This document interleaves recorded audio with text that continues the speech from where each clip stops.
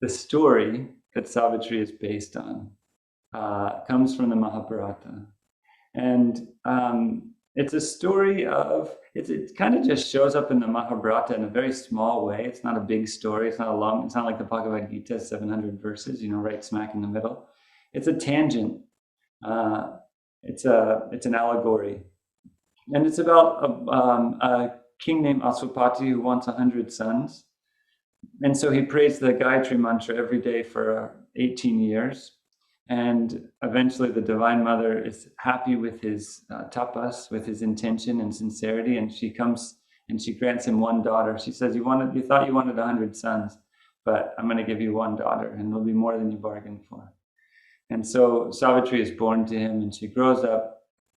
And eventually she finds someone that she falls in love with, a man named Satyavan. Satyavan is destined to die in a year after they're married. He does eventually die, and she follows him into death and negotiates with death. It's, this, if you remember the Katha Upanishad, it's this Nachiketas goes and has a conversation with death.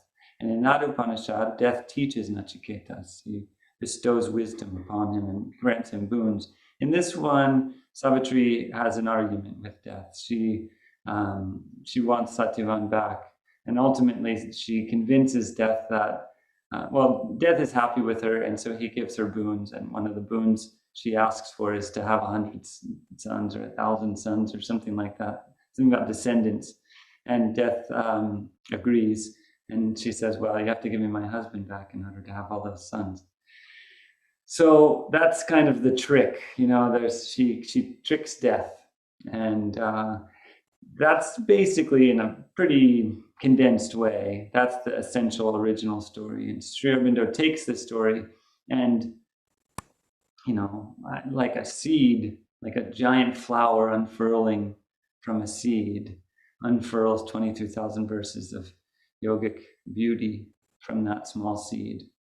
And he starts with, the beginning of Savitri is a bit of a summary, but the biggest, where he starts and spends a great deal of time after the summary is with Aswapati's yoga. And Aswapati is the king. His name means like Lord of Horses, but Lord of power, Lord of strength, Lord of speed and swiftness. And Aswapati's yoga is the longest book of Savitri. Savitri is made up of several books, and each one is, one of the books is quite short. They're all different lengths. This book, Aswapati's Yoga, is the longest one. And it's where Sri Aurobindo really takes the time to describe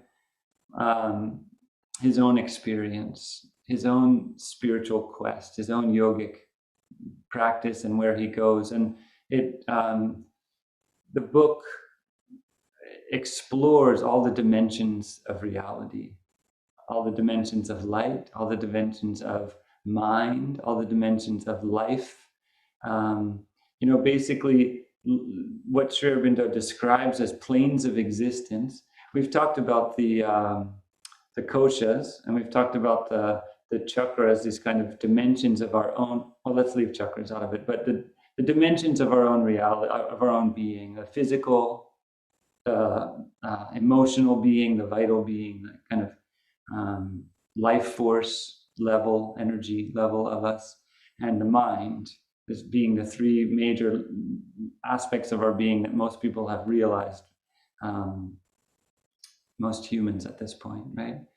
Physical, emotional, and mental. And so Sri Aurobindo basically says, these don't just exist within us. It's not like, this emotional being in me is contained within me. There's a whole plane of existence of that energy level, the vital plane of existence. There's a mental plane of existence. And so Aswapati's yoga, he's exploring these different planes of existence. And he finally reaches the ultimate nothingness, the zero. Kind of the path of jnana yoga that ends with neti neti, not this, not this. There's nothing there. The mind takes us as far as it can go in its exploration of everything, and it arrives at absolutely nothing. It negates everything. The divine is not this, the divine is not that, the divine is not here, the divine is not there. And Aswapati reaches that space. And then the Divine Mother appears to him from that nothingness. And so this is kind of the mirror of the 108 or the 18 years of Gayatri mantras, is Aswapati's yoga. So Sri Aurobindo uses that Aswapati's intentionality. He's praying for something. In Sri Aurobindo's context, he's seeking. He's seeking to understand the cosmos. And he's seeking, and when he arrives at the Divine Mother, when she breaks through and appears to him, he asks her, he says, why is the world like this? You know, what's going on here? Why can't something change? Why do we just kind of keep going round and round and round? Will you come down? Will you send something down? Will you please, give us something here? And she does, and that is Savitri. You know, she promises that one will be born who will break the iron yoke. And actually, I'll just read a little bit of this moment when Aswapati arrives into this vastness.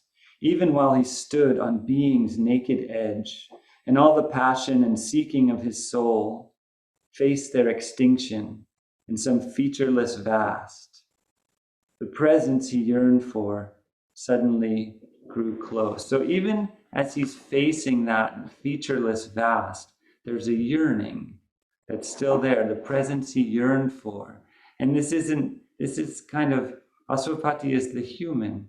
He's a human person who inherently and innately yearns for the divine presence, even as he faces his extinction, where all the passion and seeking of his soul faces its extinction in some featureless vast.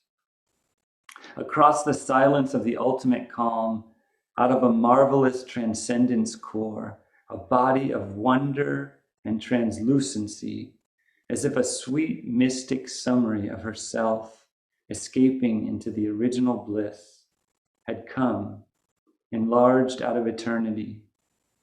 Someone came, infinite and absolute, a being of wisdom, power, and delight, even as a mother draws her child to her arms, took to her breast nature and world and soul. So that's, this culmination of the seeking. He faces the vast, and then she appears.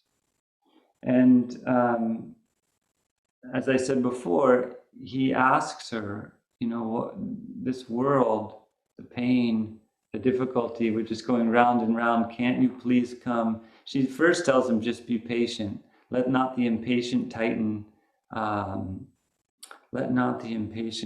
drive thy heart. Don't try to force things. Truth born too soon will break the imperfect earth. We can't just transform everything all at once. And this interface, I've talked a lot during the training about Sri Aurobindo's yoga being about evolution. The divine has involved itself into inconscience, into the depth of ignorance, into matter. Consciousness, infinite consciousness, has become unconscious in the depth of matter, and it is evolving. The divine is evolving out of matter as life, as mind, and as what Sri Aurobindo calls the supermind, that which exceeds the mind, that which is more broad and vast and synthesizing than the mind. So, this evolution that's happening, we can see it on the macro level. We can think about there's rocks, and then there's jellyfish, and then there's turtles, and then there's monkeys, and then there's people, and maybe there's something after, right? We can think about the whole kind of evolution of life on Earth. We can think about the evolution of consciousness. We can think about evolution in a macro way. But evolution is right inside of you right now happening. Your heart is seeded with a longing to know. That longing to know is what drives your individual evolution and the macro evolution, because we're all part of this thing. We're not individuated, separate beings living in our own world. We are part of this vast push, this vast reach of evolution that's moving forward all the time on a collective, global, cosmic level. And that manifestation of that longing in our heart, and reaching up to know more, trying to climb the mountain so we can look down and see things from a broader perspective. The absolute human desire to know oneself, the interface of that with the divine grace that answers, the love, the radiance that pours down from the divine and embraces the one who is seeking. That interface, that dynamic, that relationship, that collaboration between those two forces, aspiration and grace. Aspiration and the response to grace, we could say on the individual level, surrender. Aspiration and surrender, receptivity. This is so much of this central theme of Aswapati's yoga. His aspiration, his longing, his seeking, his aching, and then the descent of grace that comes. And he goes a long way. It takes a long time. It's the longest book in the epic, as I said. So it's not like he starts seeking and then the next day the Divine Mother shows up. It's 18 years of chanting the Gayatri Mantra incessantly in the original story. And so, that's reflected here. Page after page of journeying, seeking, one exploration after another. It's all iterative. It's all building on each other. It's all growing. His wisdom, his understanding is growing, but the drive to know continues and the seeking continues until he encounters the Divine Mother and he prays to her and he asks her for transformation. And her response, "O strong forerunner, I have heard thy cry. One shall descend and break the iron law, change nature's doom by the lone spirit's power. A limitless mind that can contain the world, a sweet and violent heart of ardent calms, moved by the passions of the gods, shall come. All mights and greatnesses shall join in her. Beauty shall walk celestial on the earth. Delight shall sleep in the cloud net of her hair, and in her body, as on a homing tree, immortal love shall beat his glorious wings." This is the promise of Savitri. And this promise is fundamental to Sri Aurobindo's yoga, to Sri Aurobindo's philosophy, to Savitri, to everything that Sri Aurobindo and the Mother represented, to Auroville, to, their whole lives. This promise, the promise that one shall come. And in the poem, it's Savitri, it's a person, it's an embodied, girl who becomes a woman. But this promise that in the infinite round of confusion and delusion and pain and suffering and strife that we're living in every day, there's a promise that the divine is there, the divine is holding everything, all is purposeful, and the divine sends help. And in this case, the divine embodies as Savitri, and she grows up she's different. She's different. She doesn't fit in with everybody else. She's lonely. She's around people and has relationships and connections, but nobody can quite meet her where she's at. Her inner landscape is much more vast, much more developed, much more full than the people around her. And for that reason, it's she can't find a husband because there's nobody that can quite meet her where she is. And at a certain point, her father invites her to go out into the world and find a husband. And so she does, and she travels all around, and eventually she finds Satyavan. And so this again mirrors the original story. She finds Satyavan. He is the son of a blind king who was cast out into the forest. He lives very basic lifestyle in the forest. He's happy. His father is blind, so he takes care of him, and they fall in love. And Savitri goes back home to tell her father that she's fallen in love with Satyavan and she wants to be with him. And she's happy, and she comes home, and when she gets there, Narad is there. And Narad is kind of, throughout the yogic tradition, like the divine trickster. He causes trouble, but in a good way. And he kind of sparks realization through his mischief.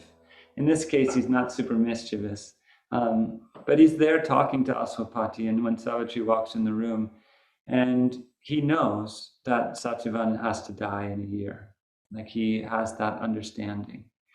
And at first he's a bit reluctant to say it, but eventually it comes out. And so there's the king, Aswapati, and his wife, the queen, and Savitri and Narad, and they're all there. And Narad is basically saying, like, I'm really sorry to let you know, but this is the situation. Satyavan's going to die in a year. And the king and the queen pretty much are like, oh, Savitri, your life is meant for so much more than that, than to be with somebody for a year and then a widow. And, you know, being a widow in India, especially at the time when this is set, it was, you know, it's not like she could go off and get remarried after that. You know, that was she would have to live with the parents, with Satyavan's parents, and take care of them basically until they passed away, and then she would be alone. And so her parents are very adamant. That's not the life that you deserve. That's not who you are. Your life is so much more powerful. Look at you. You're the divine incarnation. You're incredible. Everybody sees it. So don't just go back there. And there's a poignant conversation between Narad and the queen, in which the queen's basically, well, I'll tell you some of what she says. And she's just questioning everything. What the heck? What the heck? Why is this happening? This is so terrible. And Savitri, meanwhile, is like, no, my heart chose once and it will choose not again. She doesn't talk a lot. It's very clear, unequivocal. And so the queen says, was then the sun, oh no, this is Narad. I don't have the queen's quote right in front of me, but the queen basically is like, yeah, what the heck? Like, why did God do this? Why would God do this? The whole thing just must be a dream. The whole thing just must be, you know, it's like that voice in us that's just like, what? You know, this life is just so ridiculous. Who came up with this? Whose idea was this? Pain and suffering. And, you know, the fact that her basic argument is the fact that pain exists and suffering exists is proof that God is not real. Obviously, there's no purpose. Why would God do this? And so that's what I'll read to you, is a bit of Narad's answer. Was then the sun a dream because there is night? Hidden in the mortal's heart, the eternal lives. He lives secret in the chamber of thy soul. A light shines there, nor pain nor grief can cross. A darkness stands between thyself and him. Thou canst not hear or feel the marvelous guest. Thou canst not see the beatific sun. O Queen, thy thought is a light of the ignorance. Its brilliant curtain hides from thee God's face. It illumines a world born from the inconscience, but hides the immortal's meaning in the world. Thy mind's light hides from thee the eternal's thought. Thy heart's hopes hide from thee the eternal's will. Earth's joys shut from thee the eternal's bliss. Thence rose the need of a dark, intruding God, the world's dread teacher, the creator, pain, Where ignorance is, there suffering too must come. Thy grief is a cry of darkness to the light. Pain was the firstborn of the inconscience, which was thy body's dumb, original base. Already slept there pain's subconscious shape, a shadow in a shadowy tenebrous womb. Till life shall move, it waits to wake and be. In one call came joy. In one call with joy came forth the dreadful power. In life's breast it was born, hiding its twin, but pain came first, then only joy could be. Pain plowed the first hard ground of the world drowse. By pain a spirit started from the clod. By pain life stirred in the subliminal deep. So he's telling her, yes, pain is there, but fixating on wishing pain away is what blinds you from the capacity to see the purpose of all of creation, the Eternal's thought, the Eternal's heart, the Eternal's intentionality, the Divine Beloved's intentionality in all of this creation is blocked when you become obsessed with doing away with pain, with avoiding it. Hard is the world Redeemer's, what is it?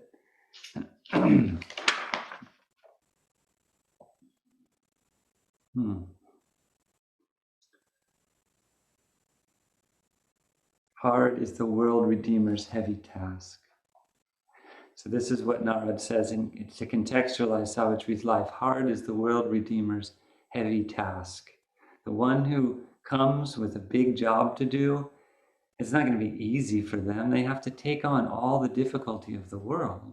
She can't just come down here, some divine ray of light, and just float around. That's not going to help anybody. She has to immerse herself. She has to become fully human and know what it is to be fully human, fully limited. And that interface of the divine vastness with the absolute human delusion, suffering, and ignorance, that's painful. And the more awakened, the more vast one is, the interface with limitation, embodiment as it involves limitation, is difficult. And if she's going to uplift this earth, she can't just be separate from it. She can't just be aloof.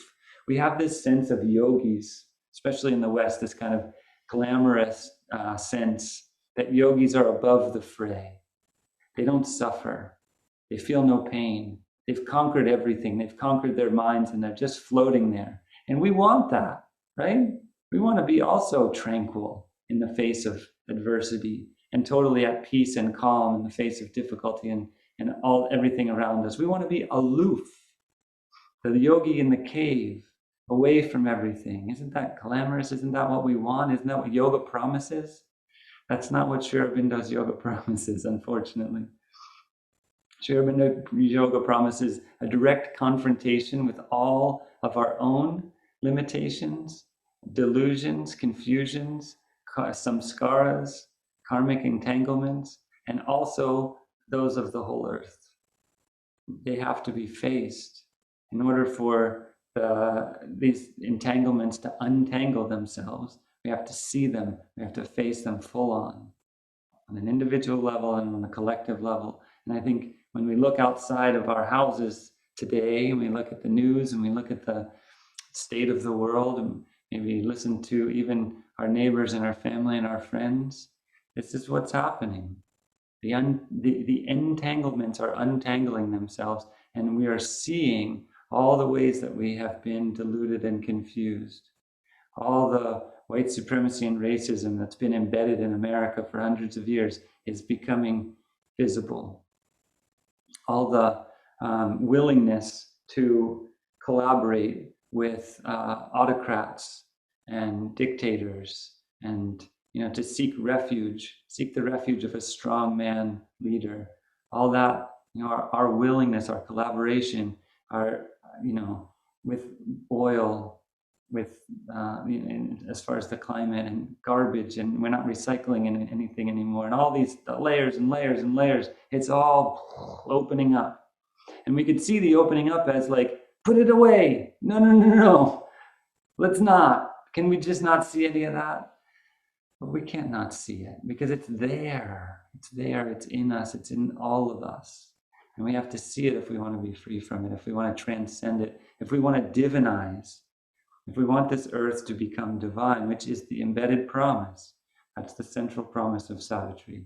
The earth shall become divine.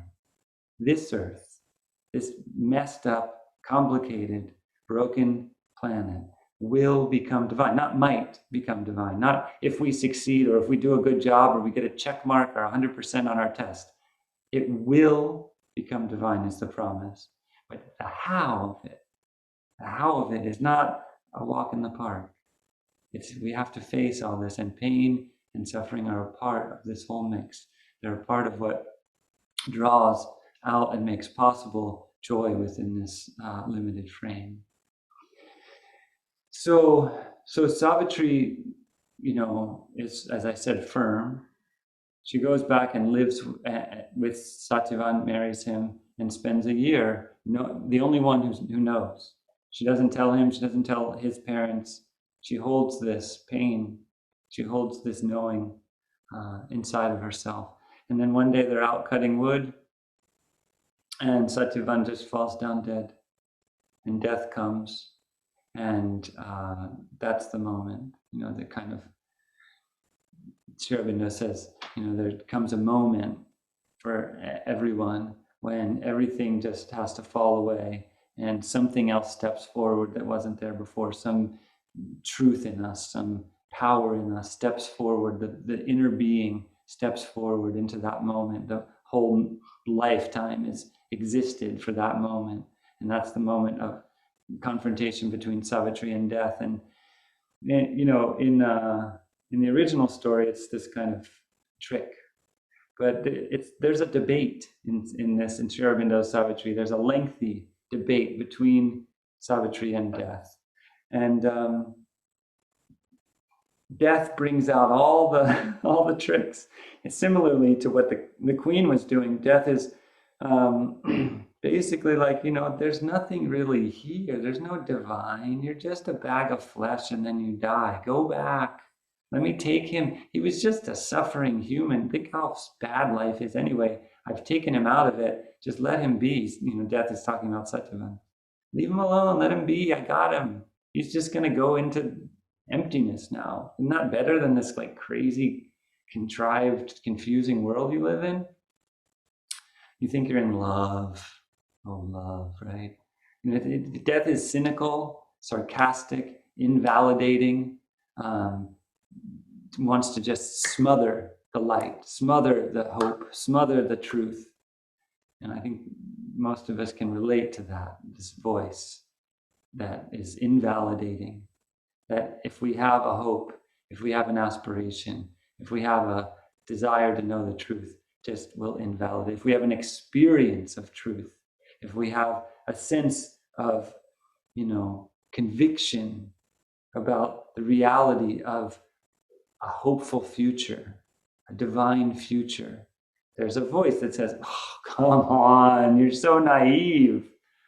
That's so cute, isn't it? So cute, pathetic. This is the voice of death, and Sri Aurobindo conjures this voice in an incredibly nuanced and powerful way. And he also conjures the voice of Savitri, who is just as resolute as before. Death, you have the truth that slays, but I hold the truth that saves. You've basically taken the mind and these mental ideas and twisted them, but the center of everything is love.